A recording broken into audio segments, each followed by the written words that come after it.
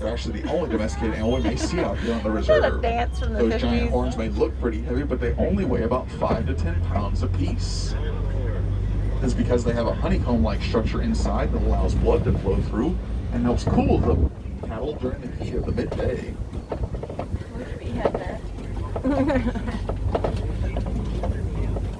You'd have to carry and clean them. So those are like wild cattle. Remember how we were talking like in America, do you ever see wild cows? You never like, there's a herd of wild cows over there. We did.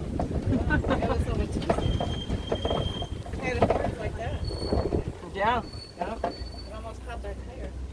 Folks, it looks like we may have a giraffe jam somewhere up the path here. So we're going to have to hold you for just a moment.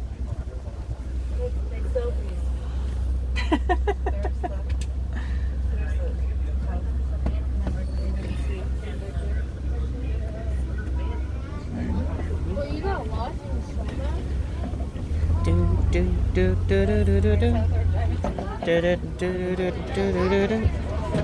Folks, I know it may look like some of this grass has been mowed. Believe it or not, we have not mowed a single inch of it.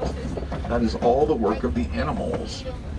Grazers, like antelope and zebra, actually help mow the grass. Giraffe take the leaves off of trees. And elephants will actually knock the tree trunks over.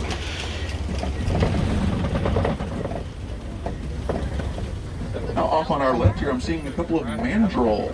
These monkeys are well known for their brilliant red, white, and blue faces and their colorful behinds. A group of them like this is known as a troop of mandrill. We know they're monkeys because they have tails. Monkeys have tails while apes do not. Because we know they're monkeys, we know the large males, which can average about 100 pounds on the scale, are the largest monkeys on Earth. Now folks, on our right, I'm seeing an African elephant. This is Big Mac. He featured an episode of Magic of Disney's Animal Kingdom on Disney Plus, and is the largest resident of the reserve. Mac is an African elephant, and we can tell because he has much larger ears, shaped almost like the continent of Africa, as well as 2 little fingers on the end of his trunk. Male or bull elephants like Mac will actually be too aggressive to stay with the main herd after a certain age, and females will actually run them out. They will then become solitary like Mac Bear, or form smaller all-male groups known as a bachelor group. And now folks, I have an interesting little conservation story for you about elephants. A while back, a group of African farmers were actually having trouble with elephants trampling all over their crops, and even eating some of the crops. And so the farmers actually started setting traps and harming the elephants to make them stay away. Now they didn't feel too good about this. After all, who likes to hurt an elephant? So the farmers started contacting researchers all around the world looking for a more humane solution. Incredibly, we already had their answer right here on the Harambe. Since the reserve opened, we had noticed there were certain trees the elephants just never seemed to want to go near. Couldn't really figure out why until one day we realized there were bees in those trees. Right here on the Harambe, it was discovered that the giant elephant is actually terrified of the tiny little bee. I guess all those old cartoons should have shown they're running from bees instead of mice. Actually, that's probably exactly what they should have done. Is the myth about elephants being afraid of mice is exactly that, a myth. Anyway, we let the farmers They tested it on Mythbusters. around their crops. Well, It's not the size, it's the eye line. Now wanted nothing to do with the farmers' crops and would actively stay away from them. They even seem to communicate with other elephant herds that, hey, there are bees in this area, we should avoid it. That's a great example of conservation because it used an animal's own natural behavior to help us live more harmoniously with them. If you'd like to know more, it was known as the Elephants and Bees Project. I didn't know that either.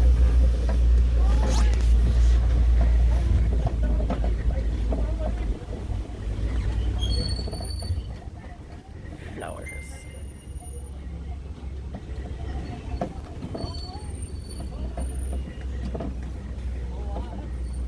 Folks, off to our left here in just a moment, I think we're about to see some more African elephants, and I think it may be the female and young herd. If so, they will be led by the matriarch, the eldest, largest, and wisest of the females. She'll be the one to show them where the best food, water, and shelter will be, and you can almost think of it like a grandma running her whole family. Although sometimes it's not the grandma elephant, but simply the mother elephant.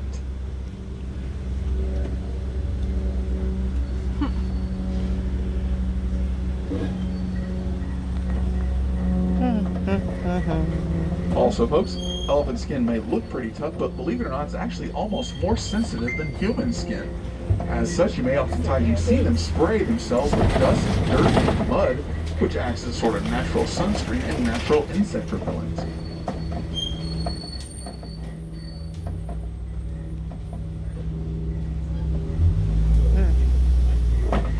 Alright, folks, off to our left, I am seeing the female and young herd, including little Stella out there, one of our youngest elephants on the reserve. She's only about 3 years old. The big one with the graze patch on her back is her mother, Donna. And then we've got big sister Nadira just behind her. Oh, and there's Luna just behind her.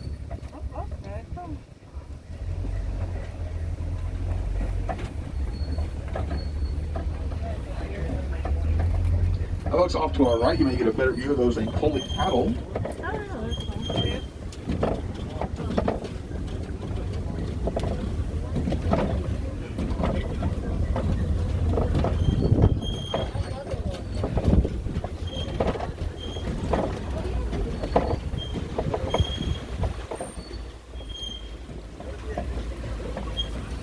A slightly better view of some of those elephants.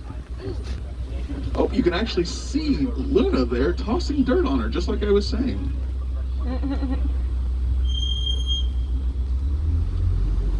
She must have been feeling a little bit too crispy out there.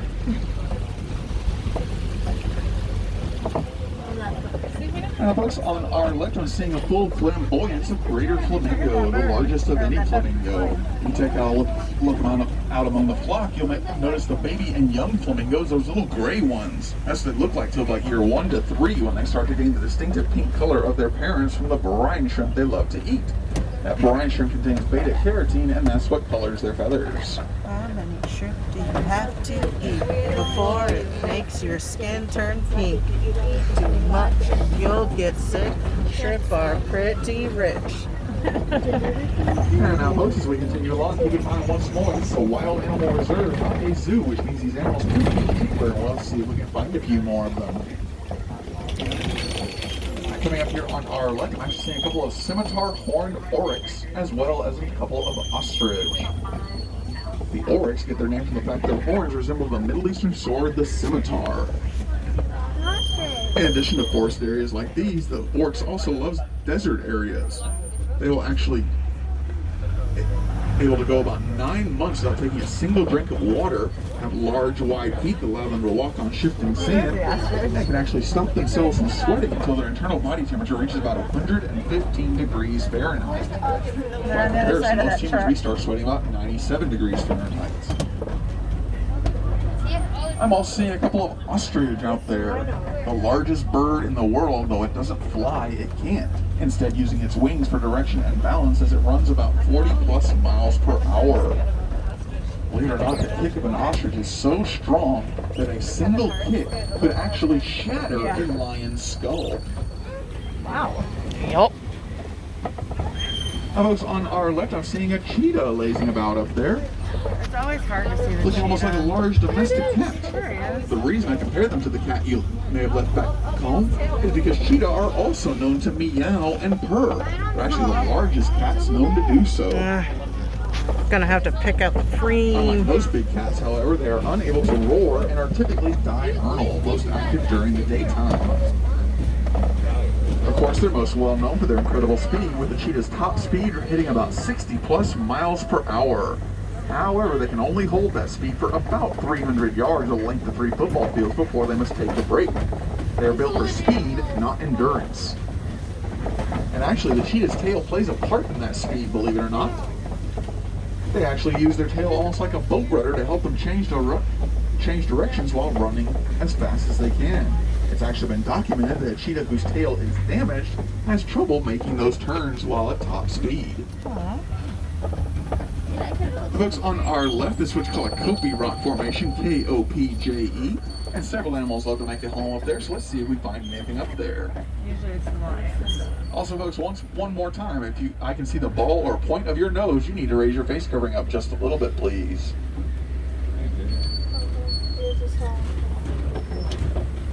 Maybe I can see yours. You can't, Mom, your mask is falling.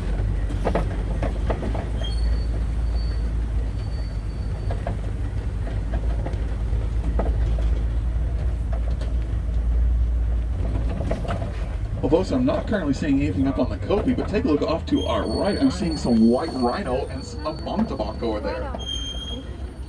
Now the white rhino, we may see more of it here in just a moment, but the bontebok is actually a really special antelope. Both male and female carry distinctive lyre-shaped horns, and around sunrise and sunset they get a very beautiful purple glossiness to their coat. It's actually caused them a lot of trouble a while back, and I'll explain more in just a moment. Because on our left I'm seeing a male lion. We can tell it's a male because of the magnificent mane that's around his head. Oh, you can just barely see it from this view. That mane is actually thought to protect the male lion in battle with other predators or with other lions who may wish to try and take over the pride. If you watch Magic of Disney's Animal Kingdom on Disney Plus, you'll know this big guy's name is Dakari. And out in the wild, it'd actually be the female lionesses who do most of the hunting, while males like Dakari stay back to guard the Kopi, the pride, and the cubs. You can almost think of them like the ultimate working moms and the ultimate stay-at-home dads. Now off to our left here, folks, I'm seeing a couple of warthog. A group of them would be known as a sounder of warthog. As you can see, they will sometimes go into their burrows backwards so that anyone tries to follow them in is met with a wall of angry tusks. And they'll occasionally raise their tails up like hot pride flags to signal to other warthogs when there's danger nearby. This is in direct contrast to the most famous member being named Umbo, which means foolish one. And now, folks, those white rhino once more. They're actually the larger of the two rhino species we may see out here on Harambe and typically hit about 5,000 pounds.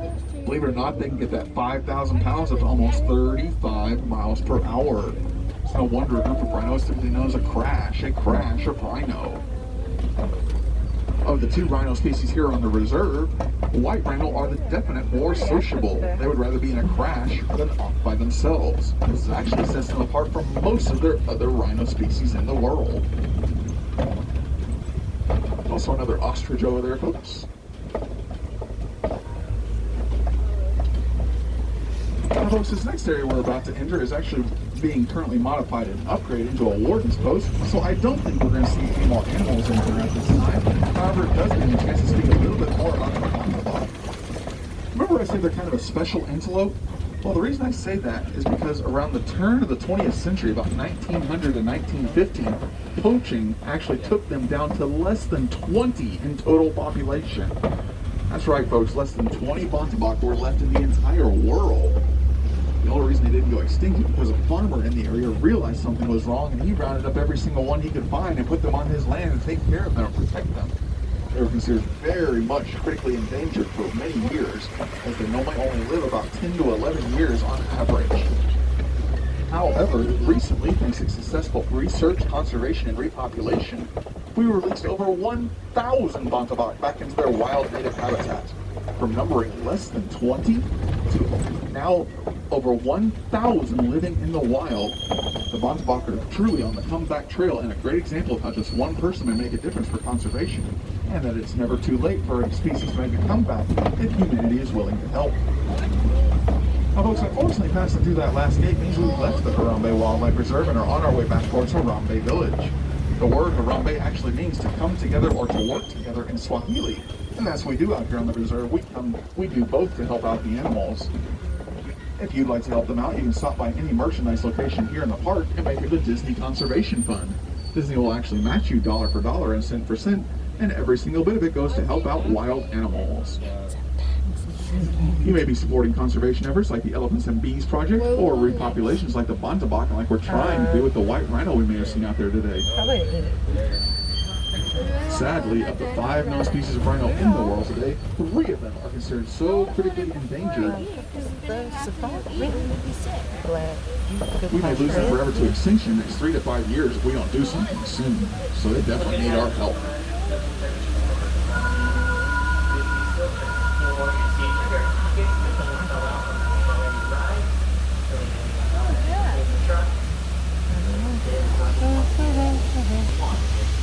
Who's that? I like a bird.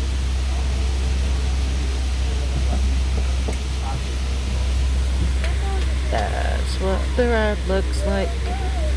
That's what we're on right now. Behold.